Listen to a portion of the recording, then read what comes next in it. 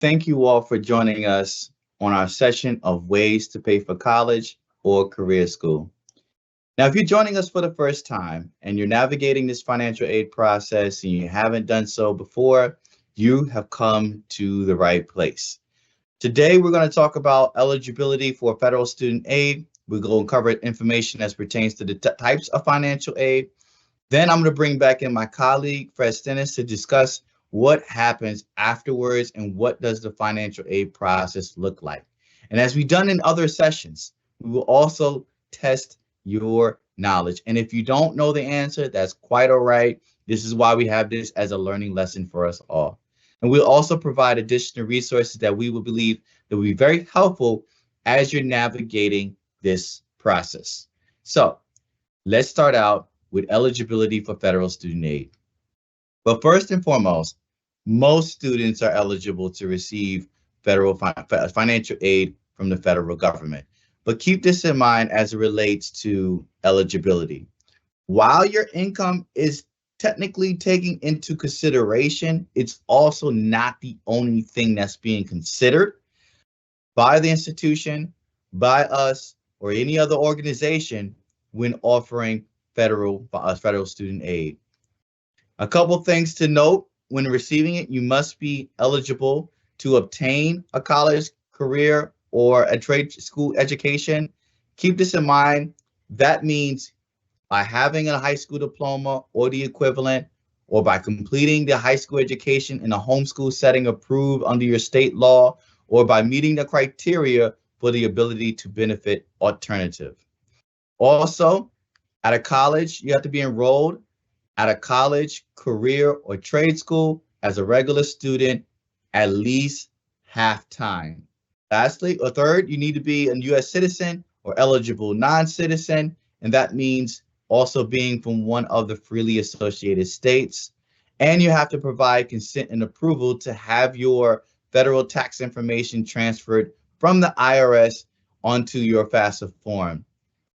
You also have to sign a certification statement.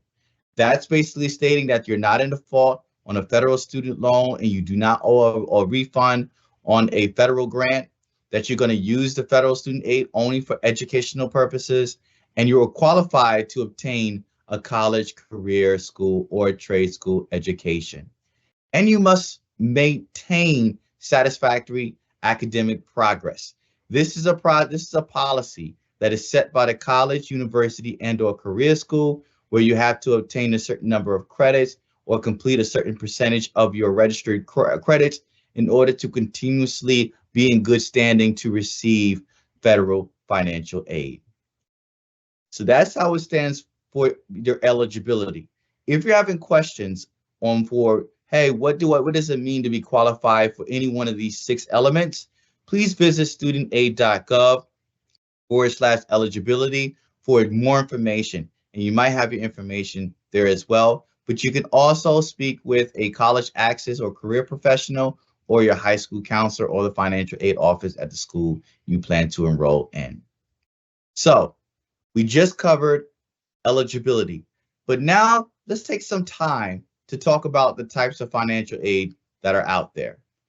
Now, financial aid is money that is not coming from you, that's using to assist you, the student, to pay for college, career, or at a university expenses.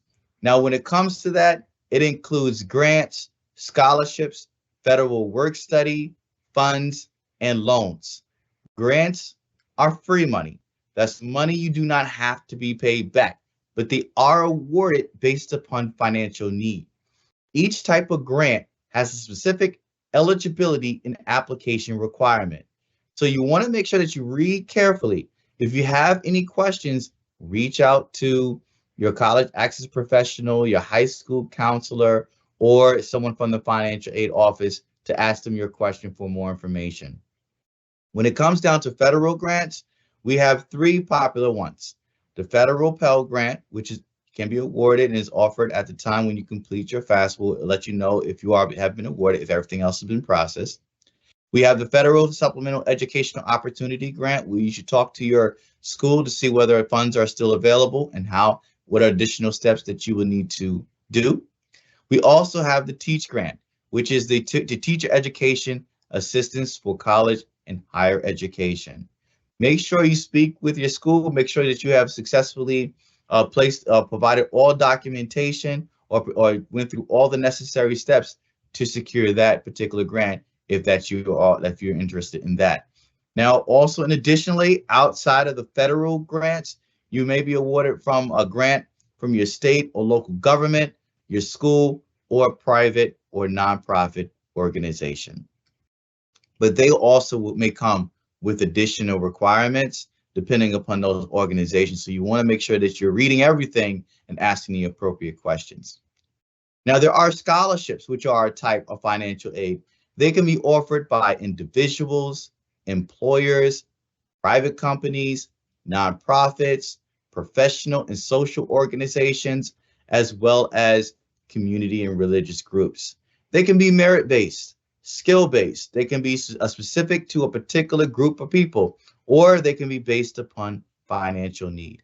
They can be used in combination with all four of these elements, or they can be singular to merit, skill, or groups of people, or just based upon financial need. Everyone gets awarded, just matters how much that comes into play. So it just depends on the organization, the school that's offering it, whether it's a college, career, or university, or the organization. So you want to make sure you're in communication with them or their representatives to find out more information. Typically, there's a website that's provided that will list all the eligibility requirements as it pertains to scholarships. So you want to make sure that you read carefully and you follow all the necessary steps. But also, most importantly, do not pay someone for your scholarship. Do not, if they promise you, hey, I'll give you, give me $5, I'll give you a $5,000 scholarship. You want to always be wary of those promises. There's also federal work study where students can gain valuable work experience while earning money to help them pay for their college expenses. Now, there's some schools that may have their own work study program, which is sometimes called college work study or school work study, but this is part of the program of work study, enabling students to be able to earn while they learn. Now, keep in mind on a few factors is that you have job availability and start date will vary. Not every job is available. Not every job is guaranteed.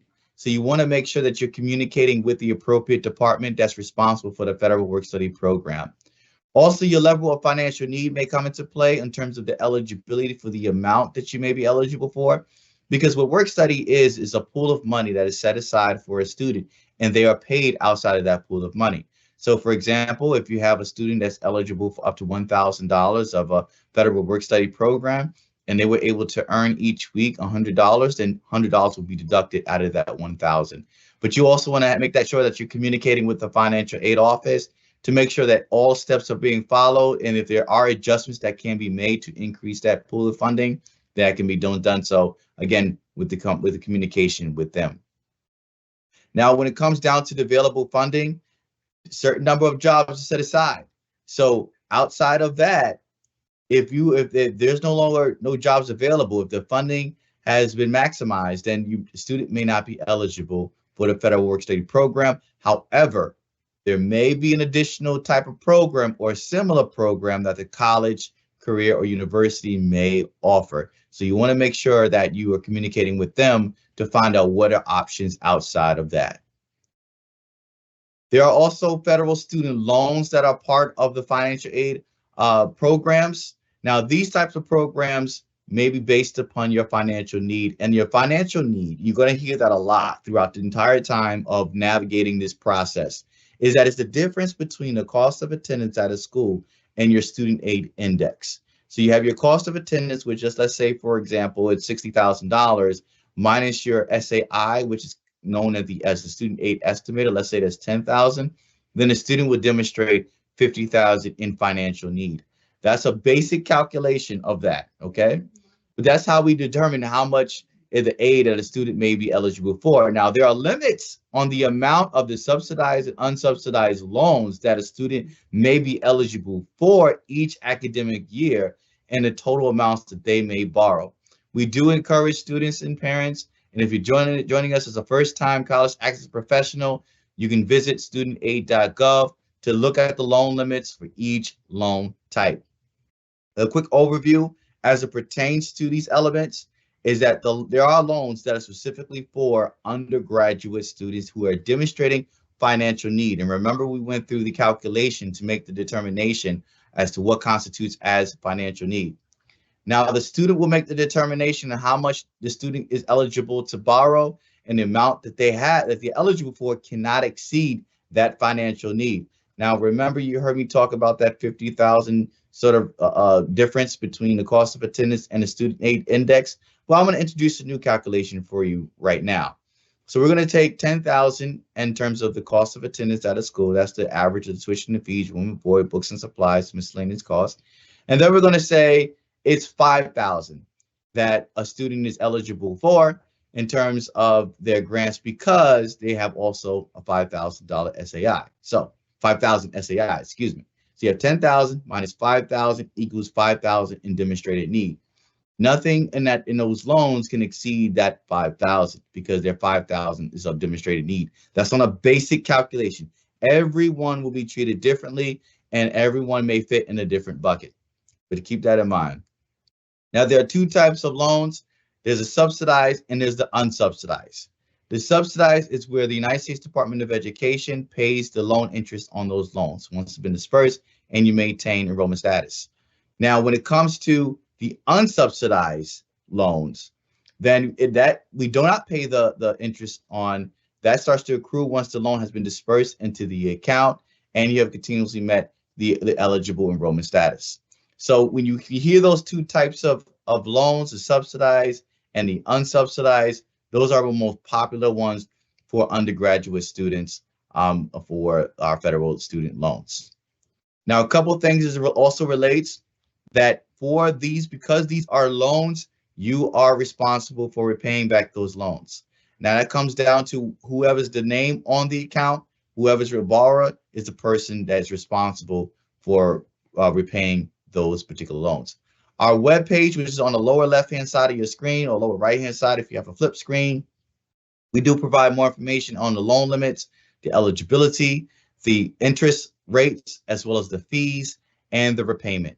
So we have a number of information that'll be very helpful to you as you're navigating this process. Now, that is just for the student's position. For you, if you're joining us as a parent, you may be eligible for our Direct Plus, which is also known as our Direct Parent Plus loan. Now, that is not based upon financial need, but it does require a separate application process in addition to the FAFSA form being filed. We will conduct a credit check, and if you do have adverse credit, you may still be able to receive a plus loan if you meet additional requirements. Now, the maximum plus loan that you can receive is going to be your cost of attendance minus any accepted aid. That was the difference between how we were trying to figure out and what is my financial need? What is that for me, right? So this, when determining how much of the Parent Plus loan you can borrow in terms of the maximum, then you want to go with, let's say, the 10,000 example we just used. The 10,000 was the cost of attendance. The student was able to secure about 5,000 in total financial aid, and that's encompassing grants, loans, federal student loans, that's encompassing any type of scholarships that they may receive. And then after that, they have a balance of $5,000, okay? That is the max a parent can apply for in terms of a federal plus loan or Parent Plus loan. Now, because of that, that's only for 1 year, but you also have to make plans for what will be year 2, what will be year 3, what will be year 4. So keep those in mind as you're navigating and learning more about these particular type of programs. Now, we also have interest rates that are associated with different types of loans.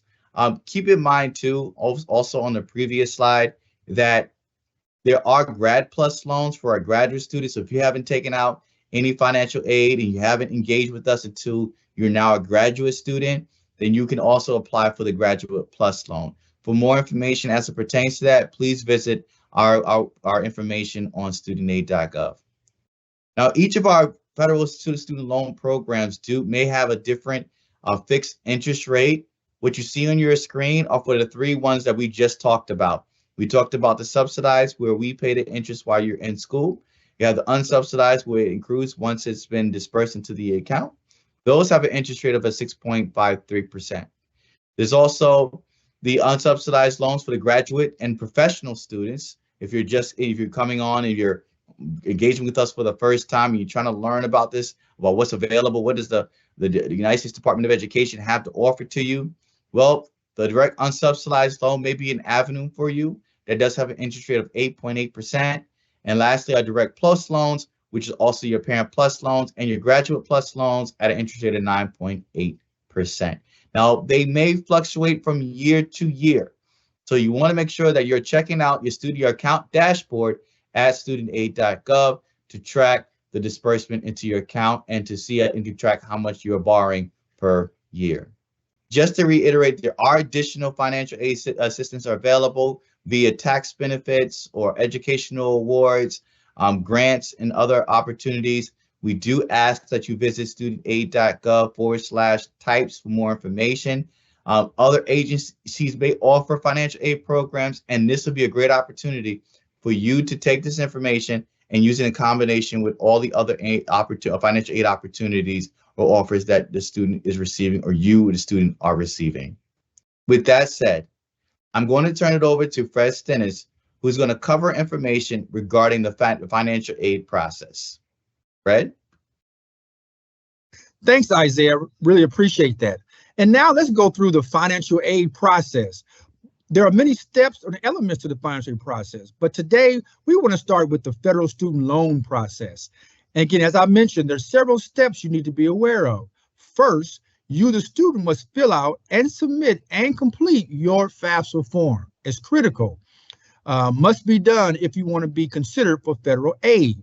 Second, you will receive what's called your FAFSA submission summary page.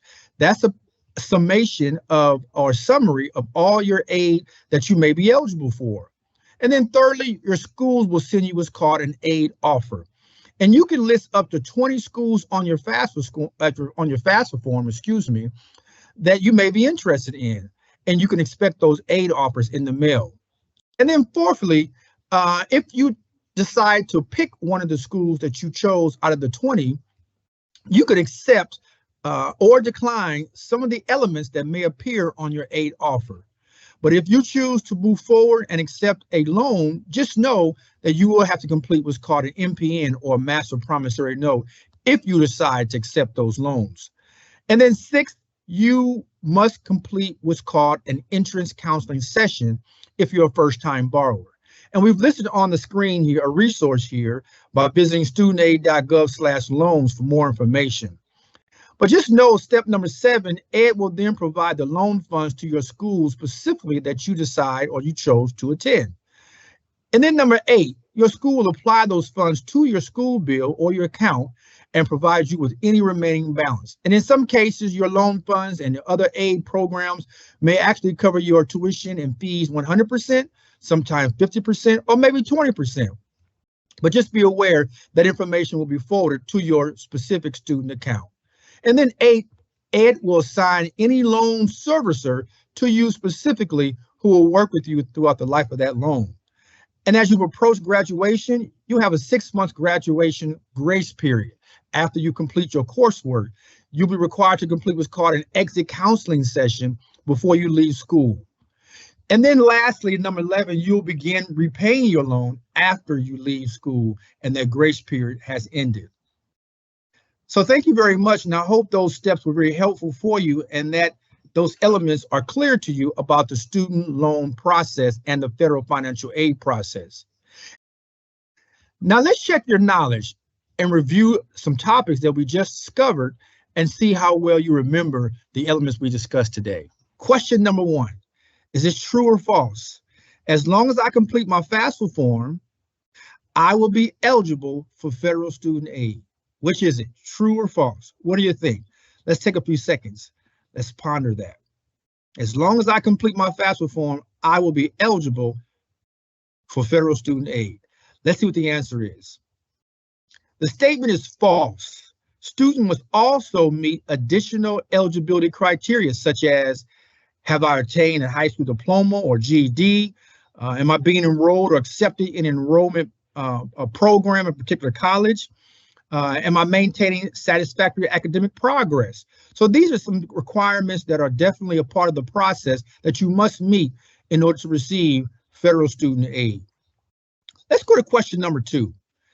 In addition to federal student aid, what are some other types of aid that students may receive? Is it A, scholarships, or B, state aid, or C, institutional aid, D, additional awards or vouchers, or is it E, all the above? Let's take a couple of seconds. What do you think? Is it A, B, C, D, or E? Let's see what the answer is. The answer is E, all the above. You can find information about all different types of scholarships and free money and money you don't have to repay back from a variety of sources. All are considered financial aid, and it may or may not come from the federal government. But for more information, go to studentaid.gov/types, and you'll see a variety of different types of aid that can support you in your educational pursuit. Question 3, is it true or false? The U.S. Department of Education uses this information you submit on the FAFSA form to determine your financial aid offer. Is that true or false? Let's see what the answer is. The statement is false. The U.S. Department of Education provides your FAFSA information to the schools you listed on your FAFSA form. So you must identify those schools that you would like us to submit your information to so that they, the school, can then work on awarding you or providing you an aid offer. Again, the school then will use this information to create, as I mentioned earlier, an aid offer. So that's what you're looking for, that final aid offer. And we can't do that until and unless you list the schools you're interested in on your FAFSA form. As I mentioned earlier, you can list up to 20 schools. And just a special note, schools typically send aid offers only to students who have been accepted for admission. And this is not necessarily a requirement for all schools, but this is typical standard practice. So be familiar with that if that fits you. Let's go on to some additional resources as we wind down today's premiere. For more information and updates, we want to encourage everybody to visit studentaid.gov. You can follow us on social media. We're on all these platforms you see here on the screen, whether it be Instagram, Facebook, X, formerly known as Twitter, YouTube, and at our YouTube channel, FSA Outreach at YouTube. So I want to make sure you take advantage of any previous YouTube recordings and videos there. And just let us know you're out there. If you have any questions or concerns, you can connect with us. But again, studentaid.gov, if you're a parent or student, if you're in college or interested in going and pursuing a college degree, use studentaid.gov as your one-stop shop and your help center. Thank you for joining today's presentation. I hope you enjoyed it and you learned a lot. And again, thank you and have a great day.